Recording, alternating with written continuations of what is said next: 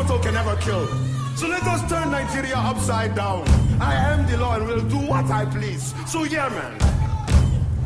No diplomacy, no compromises, no agreement. He was an original artist, made a form where there was no form. When you think of Parliament Funkadelic, Bob Marley's Wailers, Africa 70 was one of the great bands that ever played black music. He has no fear to get thrown in jail every time a single comes out. Basically, the idea of Nigeria is that militaries ran this place. People were very scared. And then there's one guy, they say, speaking out against military. Straight and progressive, clean government that knows what it's doing. I knew that this was trouble. Everybody knew this was trouble. There was so much corruption and so much ziggy-zaggery going on. Fela was a thorn in their flesh. I mean, he was naming names. Everybody say yeah, yeah. How about you? All right. What? Got upstate? For the weekend. Yeah. Up by Bard College. Oh, sure. My daughter's going there. Is that right? Yeah. I went there too. Did you? What year is she in? She's going to be a freshman. Oh, she's just starting? Yeah. Oh, congratulations. Yeah. Oh my God. Well, since I've been there, the campus has exploded. Yeah. And my son's mother is in a play up there right now this summer. Mm. And I mean, they've got so much arts up there. I mean, it's incredible. Right. I guess the original theater that was up there when I was there burned down. Subsequently, they got like a Frank Gehry to design the current Performing Arts Center. So Yeah, it's beautiful. Beautiful I guess center. you were up there, yeah, of course. Yeah, my eldest daughter also went there. It's amazing. I'm an honorary Bardian. By osmosis or what have you. Right. We last chatted at the Magnolia holiday party last winter. So I look vaguely. I think I kind of accosted you. Yeah, Finding Fela is coming out 1st of August. Friday, August 1st. Okay. Right. Got my ducks in a row here. Great. One other thing, and because I read it on the internet, I can't be 100% certain that this is true about you, but is it true your stepfather was William S. Coffin? That is correct. That's an interesting little fact. I didn't know that until I started reading a little bit more, and I met him a few times. At Riverside? Once there, but also when I was growing up, I went to a summer camp up in Vermont. Mm. And as you, of course, well, this is even ridiculous to say as you know, but as you know, of course, he was up there in the Thetford, Fairleigh area. Yes. And that's where the summer camp was. And so the director of this camp had a relationship with him already. So there were a number of occasions where he came by, or we met him in that town for whatever purposes. And Stratford, I think. Stratford. Yeah, it's all the right. These little towns, of course, like these archetypal New England towns. Right. They're just gorgeous. But he was a lovely guy. Yeah, great guy. And really good guy. Well, yeah, I bet you do. And my mom was married to him for not quite 10 years. They had known each other when they were younger, and then got reacquainted when I was living in Cambridge, Massachusetts, and he was indicted for conspiracy with Dr. Spock. Yes. And so he was up in Boston for the trial, and so he would come by the house after court. He would court my mom after court. So they got back together. They got together. Yeah, they got together, and then we moved to New Haven when I was, I guess, around 15. So pretty much these were very impressionable years for you. I was a sponge. I mean, these are civil rights. Was your mom very much involved in progressive politics? She was of a progressive bent. I don't. She wasn't. When they met, she was running the. She was head of health education at Children's Hospital in Boston, and she did things like they put out books about, how to take care of your health, and she helped to. There's a famous book called Curious George Goes to the Hospital. And she helped the Rays, who were the authors of Curious George, write that book, in conjunction with Children's Hospital. So that was her job. She wasn't a community activist. Understood. Right. But she was very much in line with his thinking and what he was doing, and that would have been the height of the kind of anti-Vietnam protest movements, and that's when that's a lot of what we used to see in the house. And the interesting people always would come by, everybody from Andrew Young to Jeb Magruder, who had studied with Bill at Amherst. No, Williams. Sorry. That's fascinating. I could see all the connections there. And Ben Spock was, of course, there, as you mentioned, as well, and he, of course, his primary job was birthing and having an impact on that. He was the ultimate baby doctor. Yep. Generations of women and their children, yes, right, were influenced by that, by his books. So all this must have impressed you terribly. Like by the time you were ready to start storytelling, I mean, you must have had this rich background already because of that. Yeah, I mean, he was I wouldn't say I followed in his footsteps, but he was an inspirational figure. There's no doubt, and also a great storyteller, I must say. Not only in his preferred medium, which was the pulpit. I mean, he could give a speech like nobody you've ever seen. He was just, captivating. But also he was, hanging around. He was a great, great storyteller. Yeah. So did you start off wanting to make documentaries? Well, I don't know if I did. I mean, in high school, I was certainly interested in films, and my dad was a journalist, and that was interesting to me. So I was raised. My mom was also a writer, so I was raised, by two writers. And when I went to college, I would say that I became more and more interested in film, and it was a great time to go to college because this would have been, I think I graduated in 1977, so a long time ago. But, every night there were 4 or 5 film societies operating, and you could go see a different movie every night. And, sometimes fiction, sometimes nonfiction.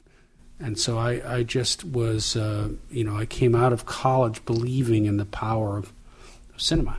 And, was influenced as much by Fred Wiseman and the Maysles brothers as I was by, Scorsese and all these young Turks who were making movies that were somehow they didn't feel so manufactured. They felt both exciting and kind of personal all at the same time. Mm-hmm. When you're going into making a film about someone, whether it's Elliot Spitzer, Lance Armstrong, or Fela Kuti, how big a challenge or difference is it in your approach if that person's no longer living? Well, it certainly limits the access. But you have to think also, I assume, about how to honor or approach that, and I don't know if you think about these things very thoroughly in a different way, different manner. I think the approach is always the same. Obviously, you can't, access them. Lance Armstrong, Elliot Spitzer, you can talk to them. Sometimes, as in the case of Julian Assange, he was living, he's still living, and I talked to him a lot, but he would never agree to talk on camera. So you do the best you can. But I always thought that, the interesting way in is always to be as curious as possible, to find out as much as possible, and then slowly make a determination. I mean, to be honest with you, when I started this project, the film that became Finding Fela, it was to have been a documentary that was very much present day. It was going to follow the Broadway troupe as they took the show Fela to Lagos. And I thought that would be interesting. These Americans who are doing an African show now going back to Africa. And we shot that. But I think that one of the things that happened along the way was I and others on the filmmaking team got seduced by the real Fela at the same time. And so it became, I'm not an expert in Fela Kuti, and so it became a kind of exercise, which was not unlike the exercise that the people in the Broadway show went on, which is why I call the film Finding Fela. And it's actually part of the process. It's like, how do you find out who a person like this is and what makes him tick? It's almost incidental then, or perhaps accidental, that because you were interviewing the number of not only people that knew him well in family, but those like Bill T. Jones, the famous modern dance choreographer, yes, who was choreographing, right, Finding Fela. They were trying to, investigate this person, and figure out, because he was so complex, what drove him and what made him tick, and to get inside of that. And through that, we have someone who's kind of doing some of this excavation for us as we're watching it. That's you right. know? Because I think they traveled the same path that we ultimately traveled, and it's very interesting. They're trying to get at the heart of the man. What was it that drove him? And I think Bill T. Jones was very interested in, and luckily, when we started this process, we had access to these wonderful films which were made during the invention, really, of the off-Broadway play. As they were all trying to figure it out. And Bill, I think, was quite interested in what he called the madness. That is to say, there was something unhinged about Fela that was leading him up in places, like many artists, in ways that he couldn't necessarily quite articulate. At the same time, he had a very explicit political agenda, at least after a certain period of time. And so, what is that confluence of personal and political forces that makes such an interesting person? And they took a slice of life and set the play, or set his life, in the context of a nightclub performance, which seemed very apt for Fela, because in his performances in the Shrine in Lagos, it was always a mix of kind of revival meeting, musical performance, a lecture, kind of Q&A session back and forth with the audience, as Fela would do his thing called Yabis, which was kind of rapping about political issues of the day.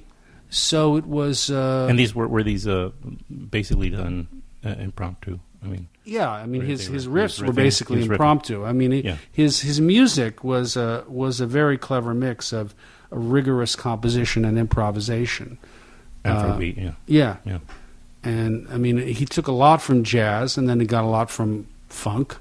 He's also an exemplar of cross-cultural influences that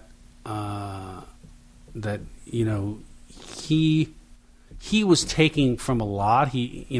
Everything from the church music he would hear, from sort of Yoruba tunes to jazz, and then he comes to the United States in 1969, and he starts listening to James Brown, and also getting a lesson. He got a lesson from a guy named Bernie Hamilton, who was an actor and owned a club in L.A.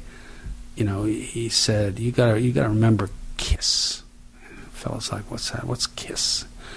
Bernie says, "Keep it simple, stupid." And it was his way of thinking. You can get as complicated as you want around the margins, but your groove should be simple. So he was talking musically. Keep it simple. Yeah. Well, he became a leader, or symbolic leader, I guess, for African political resistance. Resistance, exactly, yeah. And, I don't know how much of that he thought through. He remains somewhat opaque to me still. We know that he had his, attributes and his failings, and he was we're all flawed, but it's I was wondering how much he thought through, or if he had by design wanted to have this role. Many rock stars are narcissists. They feed off the love and adulation that they get from the crowd. Yeah. So it's not surprising, in a performer, that you see a little bit of that. But combined with that, his desire to make a difference, and I think that was sincere. He fell in love with a woman in L.A. named Sandra Isidore, who very much encouraged him. She was she was very dismissive at first, because she came to hear one of his performances and heard him singing in Yoruba and asked him what he's singing about. He said, well, he's singing about my soup. He said, well, what kind of thing is that to sing about? What do I want you to sing about something important, like how to change things. And that was right around the time of, James Brown's, I'm Black and I'm Proud. So he got that message, and he began to start to integrate some of, a desire to make a difference. But over time, I think, look, you can't help but become aware of your own importance, and you feed off that. But he's narcissistic, but also, let's face it, he took the blows for a lot of other people. I mean, he was a lightning rod for a pretty brutal bolts of lightning thrown at him and the Nigerian people by the state. And he spent a number of years in prison. Spent a number of years in prison. He was beaten rather badly any number of times.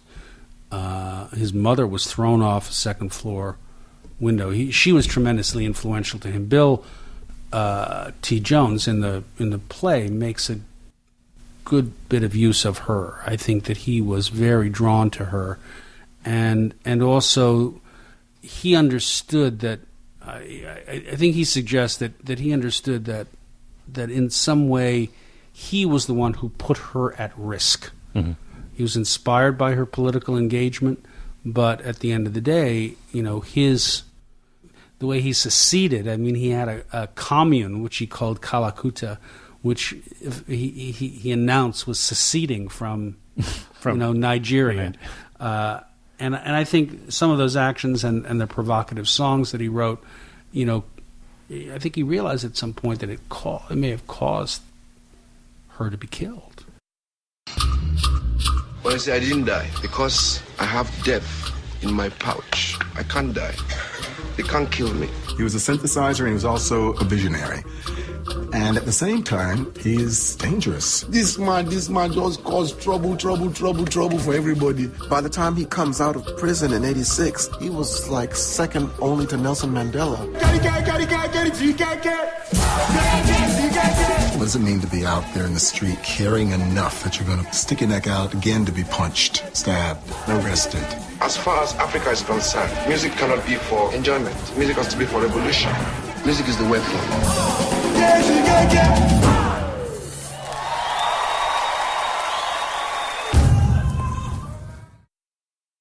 Yeah, he was an enormous threat to. Right, he was. I think that as a cultural force, he was an enormous threat. It makes you realize the power of culture. I mean, Fela says music is the weapon, and I think music is the weapon in a way that's more profound than just lyrics, which are political. There's a kind of emotional expression and a refusal, to be trampled, and a kind of embracing of the human spirit. Music is the weapon because there's no shield for the power of the human heart. I mean, I think that's the idea, and so the music took hold in the Nigerian people, African people, and ultimately people around the world, and that became a kind of source of emotional resistance to corruption and what his manager called ziggy-zaggery. I love that phrase. Ziggy-zaggery. Yeah. This music, from what I heard, this Afrobeat has this very trance-like nature to it because of the pulsing rhythm. And so I can imagine as being in the audience, these enormous, concerts that they ultimately grew into, that, you would just sort of become mesmerized on some level. I don't mean to, belittle anybody who went to it, because I'm sure everybody could think for themselves, but I imagine it had to be an enormous, forceful experience to go to a concert of that, size with that kind of music, and then there's the inserted, the inserted messages in there. That'd be an extremely powerful experience. I agree. And I think because it's not, like I said, it wasn't a balladeer, Right. It's not just about the lyrics. It's about It's about the groove. Mm-hmm. And his music had a very powerful groove. Mm-hmm. Two bands, the famous ones, Africa 70, which was really driven by a wonderful drummer named Tony Allen. And then a later band, which had a kind of mellower groove in a way, but also very, very powerful, called Egypt 80. And these songs get their power by repetition. It presented a bit of a conundrum, really, for us as filmmakers, in the sense that you can't dip in and out, or it's hard to dip in and out of a Fela Kuti song, because they get their power from the repetition. I mean, it's very eclectic music. It's not purely African in any way, shape, or form. But it does also certainly have a very African root. But that groove, man, is intense, and that's what carries you. And you can shake your butt to that music. And then, as what Questlove says in the film, it's a wild ride. These songs, which sometimes are 20 or even 30 minutes long, you're on this groove for 10, 15 minutes, and then the song starts. Mm-hmm. That's when the lyrics begin. Because up to that point, you've got the drums, you've got the rhythm, you've got the bass, and now the horns come in. It builds. It keeps building. It keeps in building intensity, and it right. Yeah.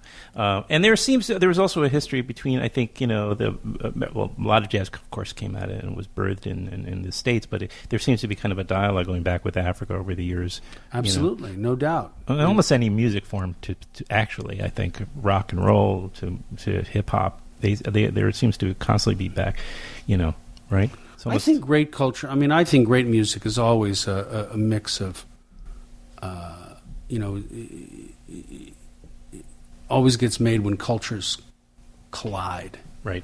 That's when the interesting stuff happens. Maybe all art, in a sense, because film. It's happened in film too, with whether it was samurai films and going, and then gangster films, and coming between Japan and America, and then the new wave films, right. Filmmakers and American filmmakers. There's this that occurs, and certainly in some of the other fine arts. So it would make sense. Does this fall into your sort of subcategory of music docs, do you think, or is this kind of diverged in a way? I don't know. I'm not trying to necessarily categorize my own films. Obviously, I was intrigued by this subject because he was, the music he made was great, and I went and saw the show, and I was, I loved it, but also there was a political element here. So the idea of, where is that sweet spot in the intersection of politics and art?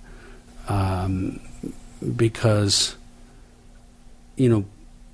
art that becomes too political becomes, in my view, kind of shrill and pamphleteering. Didactic, yeah. Mm-hmm. And doesn't have any humanity or any curiosity in it, or doesn't embrace any contradictions. It becomes, it almost becomes that which you're allegedly fighting against, a simple stick to beat people over the head with. But here was a guy who was making great music and really fighting hard. But he was also a fascinating character, and I'm interested in some of these larger than life characters who both use and abuse power in ways that are interesting. To come full circle in a way, as you were talking about delivering politics and connecting on a political level with people, folks like your stepfather were able to figure that out real well. Like how to reach people. In the end, you still have to talk on a human level, and on an emotional gut level. It doesn't help to be didactic about it. You will. You can be passionate about a certain idea or a message, but I think one of the things that was great about that I always admired about my stepfather was he was one of those people who would engage almost anybody in dialogue, and that I think is something that is sadly more and more missing. As we fragment into our internet cones. it was a relief to lose the world of the three networks, where everything was, pre-digested and so homogenized. But now, we've all retreated into our cones, and it's just a kind of feedback loop. My stepfather was great at engaging people who would otherwise be, you'd think would be completely, why would he bother? Why wouldn't he just hang with his own peeps who believed, who preached, just talk to the members choir. of the choir. Yeah, he was exactly. preaching to the choir. Yeah. He did far more than preach to the choir. Sure. Yeah. What would he have made of your career as it's Well, we grown in talked the last about it. 20 He years? was both he and my dad died the same year. In fact, right? within a few days of each other. And Wow. And indeed, there was one issue of the Washington Post where my dad was on the top page and my stepfather was on the bottom page. They occupied one whole page. That had to be kind of a surreal experience. It was surreal. I mean, even more surreal for my mother. Imagine. I can't. I think that he was. Bill had seen Enron and knew I was working on Taxi to the Dark Side about torture, about which he felt very strongly. So he was pleased. As you speak, I was thinking, this is such a compelling story. Not that this has to be the one that you would tell, but I do wonder, as I think back through, the documentaries that you've made, and there's so much, they're practically in real time with a lot of them. This is not a case with Finding Fela, as it happens, but with Lance Armstrong, Elliot Spitzer, as you said, Julian Assange, number of others. Enron, right, the smartest guys in the room. Right. And Taxi to the Dark Side on some level. These are stories that are very immediate. And, but I'm wondering, would you be, or maybe you have, make a more personal documentary, tell us a much more personal story that comes from your own life? Well, I've been trying. Have you? I've been trying for some years to do a film actually about Bill, one that would be about him, but also my relationship with him, which I thought would be interesting. So far I haven't been able to get anybody interested in funding that film. Maybe when I get through the next few years, I'll just do it myself. Yeah, you could try this new thing they have called crowdsourced funding. Crowdsourcing, yeah. It's awkward. I feel embarrassed to go do crowdsourcing for a film about myself. I think I could self-fund that one. I see. Okay, I got you. It's yeah. just, but to do films like this, you have to buy a lot of archive and stuff like that. But I've been collecting material over time. I think I'll get there. I think that would make a great story. Great documentary. Again, Finding Fela, the new Alex Gibney documentary, is premiering theatrically in New York and in cities around the country. And then probably in other countries thereafter. But it starts here on August 1st. Correct. Friday, August 1st. And it's being distributed by Kino Lorber, which I think is a great partnership, actually. So thank you so much for finding time. I hope you'll come back and thank you. Delighted. Talk about good time. future projects. Thanks a lot.